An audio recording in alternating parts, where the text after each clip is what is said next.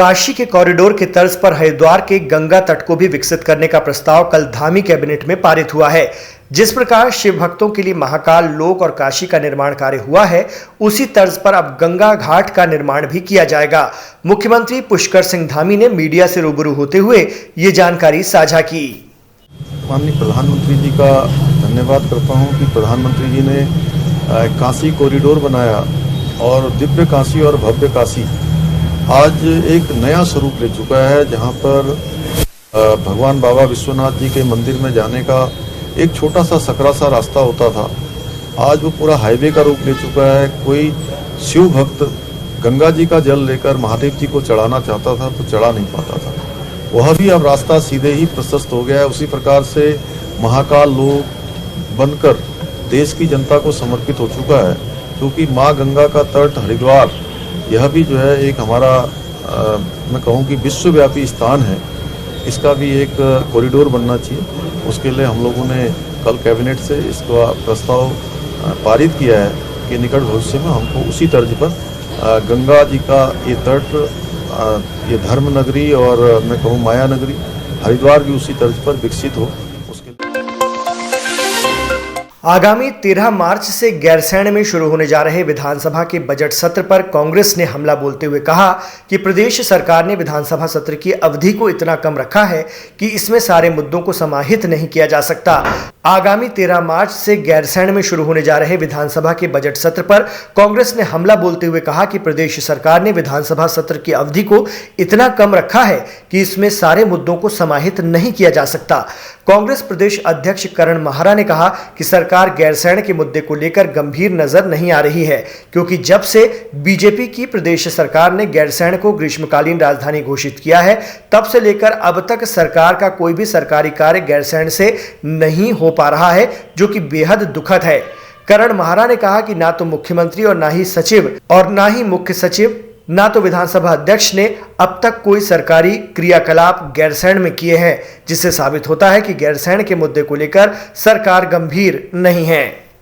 हमारा ये मानना है कि सत्र अगर लंबा चलेगा तो विधायिकी मजबूत होगी, और विधायिका जब मजबूत होती है तो लाल फीताशाही कमजोर होती है। इस समय मुख्यमंत्री का बयान कि तेरी फाइल मेरी फाइल के झगड़े खत्म करो, इस बात का संकेत है कि प्रदेश में लाल फीताशाही हावी हो गई है, और इस लाल फीताशाही को कम करने का एक ही तरीका है लंबा सत्र जिसमें अकाउंटेबिलिटी फिक्स हो अधिकारी और कर्मचारियों की और सरकार की। लेकिन सरकार लगातार बच रही है, कहीं वीआईपी का नाम सामने ना आ जाए, कहीं उस सफ़ेद पोस्ट नेता का नाम सामने ना आ जाए जो हाकम सिंह और इनके मंडल अध्यक्ष का संरक्षक है। और एस राजू ने जो कहा है कि सफ़ेद पोस्ट नेता मुझे जांच से रोक रहे हैं, वो बात कहीं खुल ना जाए, इस डर से सरकार सत्र लंबा नहीं चलाना चाहती। शहरी विकास मंत्री डॉक्टर प्रेमचंद्र अग्रवाल ने विधानसभा स्थित कार्यालय में G20 समिट की प्रारंभिक तैयारी को लेकर संबंधित अधिकारियों के साथ समीक्षा बैठक की। मंत्री डॉक्टर अग्रवाल ने कहा कि उत्तराखंड में G20 से संबंधित 2 बैठकें होनी तय हैं। पहली बैठक 25 से 27 मई 2023 और दूसरी 26 से 28 जून 2023 को आहूत की जाएगी। हमारी संस्कृति अतिथि देवो भव की रही है। उन्होंने कहा कि G20 समिट में शामिल होने वाले डेलीगेट्स का जॉलीग्रांट एयरपोर्ट पर भव्य स्वागत किया जाएगा। तत्पश्चात वेस्टर्न होटल में डेलीगेट्स के सम्मान में स्वागत भोज का आयोजन किया जाएगा। 25 से 27 मई और 26 से 28 जून हमें G20 के रूप में 2 बैठकें करने का तय हुआ है।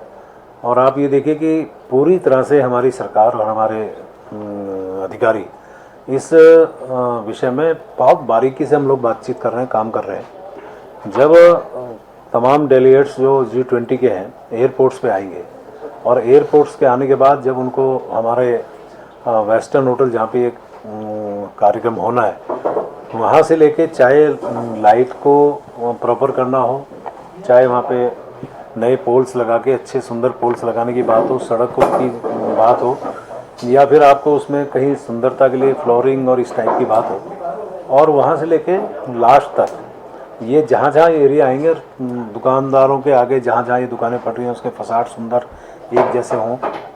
रास्ते में जो हमारे यहाँ दीवारें हैं उसमें सुंदर हमारी उत्तराखंड की कलाकृति उसमें दिखाई जानी हो। ये सारे कार्यक्रम की बहुत बारीकी से हम लोगों ने बातचीत आज भी की है। लाल तप्पड़ के ग्रामीणों ने क्षेत्र में हो रही अवैध प्लॉटिंग को लेकर उप जिलाधिकारी को ज्ञापन सौंपा है। स्थानीय निवासी शंकर सिंह मेहरालू ने कहा है कि प्रॉपर्टी डीलर कृषि की भूमि पर बिना शासन प्रशासन की अनुमति के प्लॉटिंग कर रहे हैं, जबकि ये भूमि कृषि भूमि है और इस भूमि पर प्लॉटिंग कर प्रॉपर्टी डीलर महंगे दामों पर इसे बेच रहे हैं, जिससे सरकार के राजस्व को भी चूना लगाया जा रहा है। कुछ प्रॉपर्टी डीलर कृषि योग्य भूमि पर अवैध प्लॉटिंग करके लाल तप्पड़ के स्थायी निवासियों का जो मुख्य मार्ग है उस पर अतिक्रमण कर रहे हैं। हमने उनको कहा कि आप हमारा रास्ते का अतिक्रमण हटाइए, लेकिन प्रॉपर्टी डीलरों द्वारा धमकी दी जा रही है कि हमें ना तो हम अवैध प्लॉटिंग बंद करेंगे ना रास्ते का अतिक्रमण हटाएंगे। परेशानी ये हो रही है, स्थानीय लोगों को गाड़ियाँ खड़ी हो रही हैं रास्तों में, तो आने जाने वाले लोगों को बहुत परेशानी हो रही है।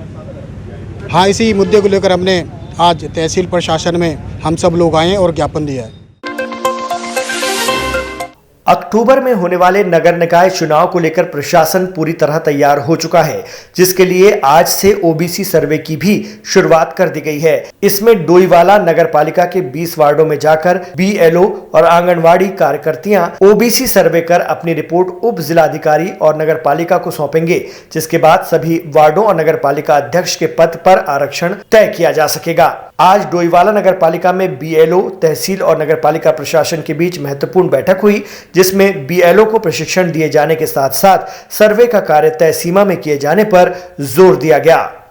मुख्य सचिव महोदय के आदेश के बाद जिलाधिकारी महोदया की ओर से इसमें आदेश जारी किए गए हैं, जिसमें डोईवाला के लिए तहसीलदार डोईवाला को और एसडीएम डोईवाला को जोनल अधिकारी नामित किया गया है। उसके क्रम में हमने प्रगणकों की नियुक्ति की है और उन पर पर्यवेक्षकों की नियुक्ति की है। आज नगर पालिका में उन सभी लोगों की ट्रेनिंग का सेशन आयोजित किया, उनको सामग्री वितरित की गई है।